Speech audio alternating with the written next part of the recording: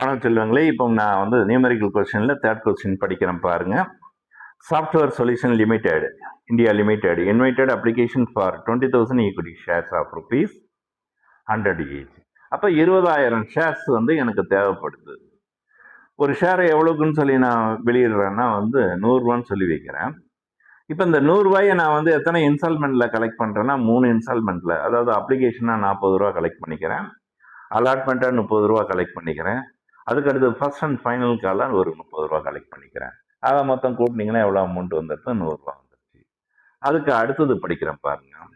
The company received application for 32,000 shares. மிக முக்கியமான ஒரு லைன் இது. அதாவது 1வது கொஸ்டின் 2வது கொஸ்டின்ல பார்க்கும் போது நமக்கு ஷேர்ஸ் வந்து எவ்வளவு நம்ம வந்து வெளியிடுறோமோ, அதாவது அதே தான் நம்ம ரிசீவ் பண்ணணும். அப்போ 3வது என்ட்ரிஸும் 4வது என்ட்ரிஸும் அங்கே வரல. அதை பற்றி நானும் சொல்லவும் இல்லை.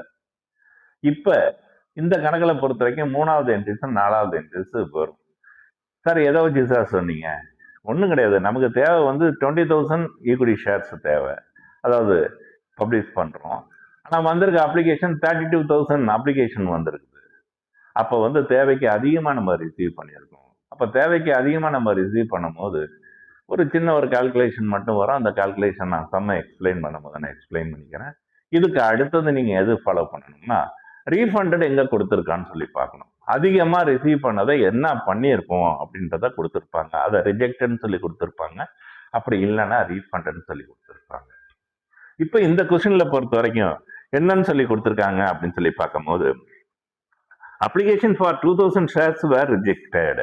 2,000 அப்ளிகேஷனை தான் நீங்கள் என்ன பண்ணுறீங்க, அதாவது ரிஜெக்ட் பண்ணுறீங்க. மொத்தம் ரிசீவ் பண்ணது 32,000, 32,000. நமக்கு தேவை வந்து 20,000 தேவை. அப்போ அதிகமாக நம்ம வந்து ரிசீவ் பண்ணது 12,000 ஷேர் அப்ளிகேஷன். அதை எல்லாத்தையும் தானே நம்ம ரிஜெக்ட் பண்ணோம். ஆனால் நான் அதுலேருந்து என்ன பண்ணிட்டோம்னா 2,000 மட்டும்தான் ரிஜெக்ட் பண்ணியிருக்கோம். அப்போ 2,000 ரிஜெக்ட் பண்ணிங்கன்னா மீதம் எவ்வளோ இருக்குது? 10,000 இருக்கு பாருங்க. அதுதான் எக்ஸஸ்ன்னு சொல்லுவாங்க.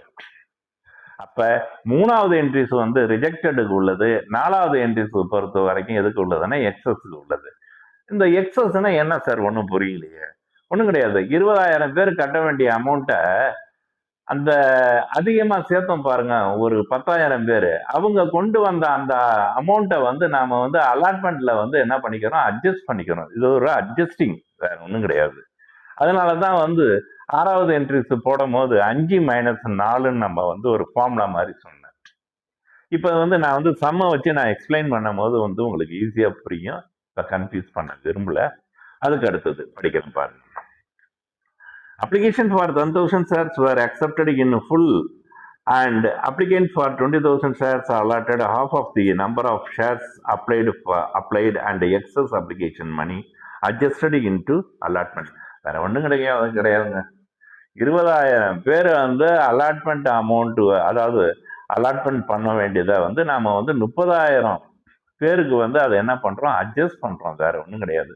10,000 பேர் அதிகமாக உள்ள சேர்த்த காரணத்தினால அந்த 20,000 பேரும் வந்து அட்ஜஸ்டபிள் ஆகுறாங்க. ஆகும்போது அவங்க அலாட்மெண்ட் கட்ட வேண்டிய அமௌண்ட் ஆட்டோமேட்டிக்காக என்ன ஆகும்னா குறையும். உங்களுக்கு அது சம வச்சு நான் எக்ஸ்பிளைன் பண்ணிடுறேன். கடைசியா all the moneys dues money due on allotment and call was received. First journal entries and cash book கேட்டிருக்காங்க. கேஷ் புக் வந்து பொறுத்த வரைக்கும் அக்கௌண்ட் நம்ம வந்து எங்கே போட்டிருக்கோமோ அங்கே வந்து வரும்போது நான் எக்ஸ்பிளைன் பண்ணிடுறேன். இப்போ நமக்கு ஜேர்னல் என்ட்ரிஸ் தான் இம்பார்ட்டன்ட். இப்போ ஜேர்னல் என்ட்ரிஸ் பார்ப்போம். இப்போ ஜேர்னல்ஸ் ஹெட்டிங் கொடுத்துட்டேன். Journal entries in the book of software solution India limited.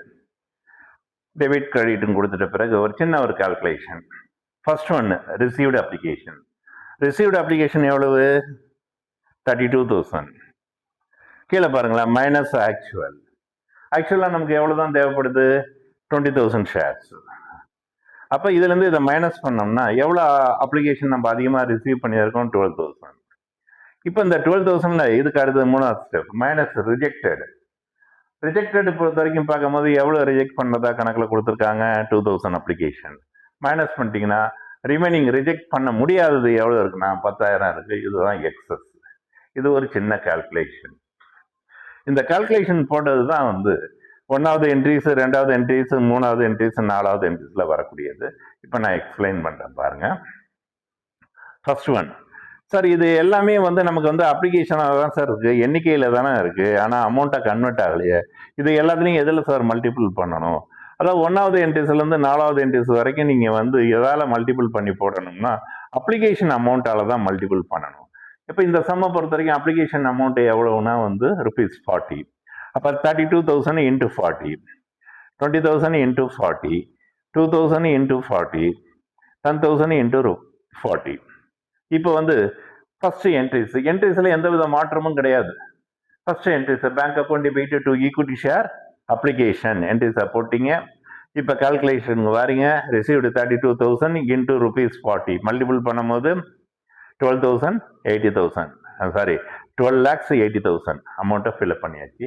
ரெண்டாவது என்ட்ரிஸை பொறுத்த வரைக்கும் பார்க்கும்போது equity share application account debit to equity share capital. இப்போ ரெண்டாவதுக்கு பொறுத்த வரைக்கும் நம்ம போன கணக்கெல்லாம் பார்க்கும்போது ஃபர்ஸ்ட்ல என்ன அமௌண்ட் இருக்கோ அதை அப்படியே ரெண்டாவதுக்கு தூக்கி போட்டோம். ஆனால் இப்போ பொறுத்த வரைக்கும் இந்த கால்குலேஷன் வந்ததுனால ரெண்டாவதுக்கு பொறுத்த வரைக்கும் போடும்போது ஆக்சுவல் பொறுத்த வரைக்கும் நமக்கு எவ்வளவு 20,000 இன்ட்டு ₹40 மல்டிபிள் பண்ணிங்கன்னா எவ்வளோ அமௌண்ட் 8 lakhs. இதுக்கு அடுத்தது தேர்ட் என்ட்ரிஸ் எப்பொழுதுமே ரிஜெக்டட் தான். இந்த என்ட்ரிஸும் நமக்கு ரொம்ப ஈஸியாக ஞாபகம் வச்சுக்கலாம். எப்படி ஞாபகம் வச்சுக்கலாம்னா அப்ளிகேஷன் அமௌண்ட்டை நம்ம ரிசீவ் பண்ணும்போது bank account debit to equity share application தானே போட்டோம் அந்த 1வது என்ட்ரிஸ். இது அப்படியே தலைகீழாக போடுறது தான் 3வது என்ட்ரிஸ். அப்போ equity share application account debit to bank account, அதாவது ரீஃபண்ட் பண்ணுறது. இது ரிசீவ் பண்ணுறது, இது ரீஃபண்ட் பண்ணுறது. அதனால தான் ரிவர்ஸ் அப்படியே வரக்கூடியது. அப்போ 3வது என்ட்ரிஸ் ஏதாவது டவுட் இருக்குதா உங்களுக்கு? அப்போ 1வது என்ட்ரிஸை பார்த்து அப்படியே 3வது என்ட்ரிஸ் எப்படி போடுறீங்க? ரிவர்ஸாக போடுறீங்க. அப்போ equity share application account debit into bank to bank amount பொறுத்த வரைக்கும் பார்க்கும்போது ரிஜெக்டட்ல எவ்வளவுனா 2,000 இன்ட்டு ₹40 மல்டிபிள் பண்ணும்போது 80,000. அடுத்தது 4வது என்ட்ரிஸ் வரீங்க. இது எதுக்கு உள்ளதுன்னா எக்ஸஸ்க்கு உள்ளது. எக்ஸஸ் பொறுத்த வரைக்கும் எவ்வளோ அப்ளிகேஷன்னா 10,000 அப்ளிகேஷன். அப்போ இதுக்கு என்ட்ரிஸ் போடும்போது என்னன்னா 3வது என்ட்ரிஸில் உள்ள டெபிட்டை அப்படியே எடுத்து 4வது என்ட்ரிஸ்க்கு போட்டுக்கிறீங்க. அப்போ equity share application account debit போட்டாச்சு.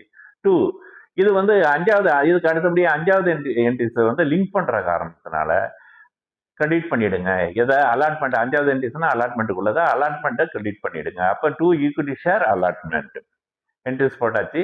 அமௌண்ட்டு பொறுத்த வரைக்கும் பார்த்தீங்கன்னா 10,000 இன்ட்டு ₹40 எவ்வளோ அமௌண்ட்னு பொறுத்த வரைக்கும் பார்த்தீங்கன்னா 8 lakhs.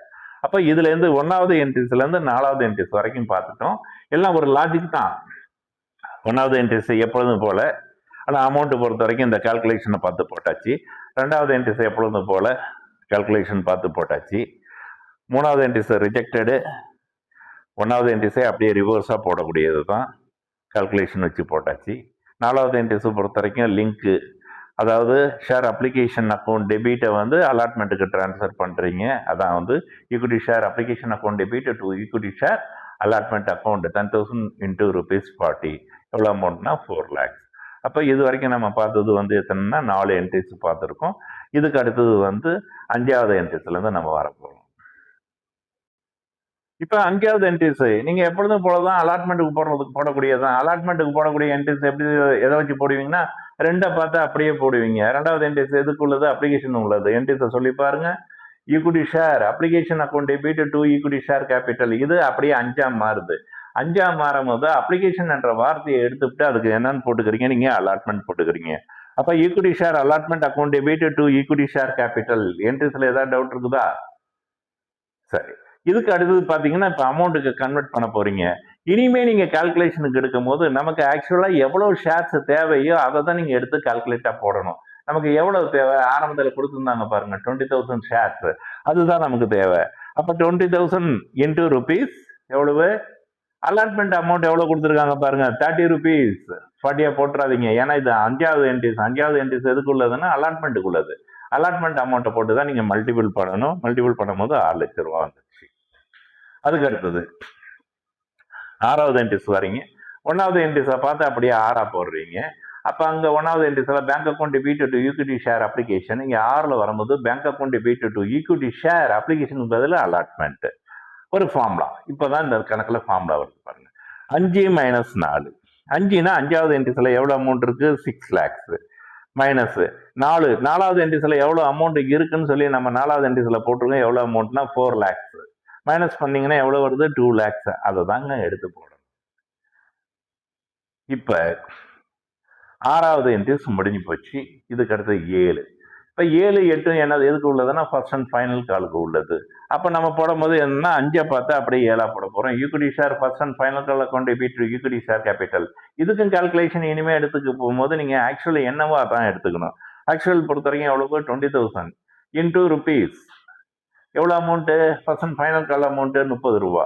அப்போ 30 ருபீஸ் மல்டிபிள் பண்ணிங்கன்னா எவ்வளோ அமௌண்ட் வருதுன்னா 6 lakhs வருது. இதுக்கு அடுத்து 8வது என்ட்ரிஸ் 6வது என்ட்ரிஸை பார்த்து அப்படியே போடுறீங்க. Bank account debit to equity share allotment என்ற வார்த்தையை எடுத்துக்கிட்டு ஃபர்ஸ்ட் அண்ட் ஃபைனல் கால் அப்படின்னு போட்டு அமௌண்ட் சேம் அமௌண்ட் எவ்வளோ அமௌண்ட்னா 6 lakhs. அப்போ இந்த சம்மில் பொறுத்த வரைக்கும் உங்களுக்கு வந்து 4வது என்ட்ரிஸும் வருது, 5வது என்ட்ரிஸும் வருது.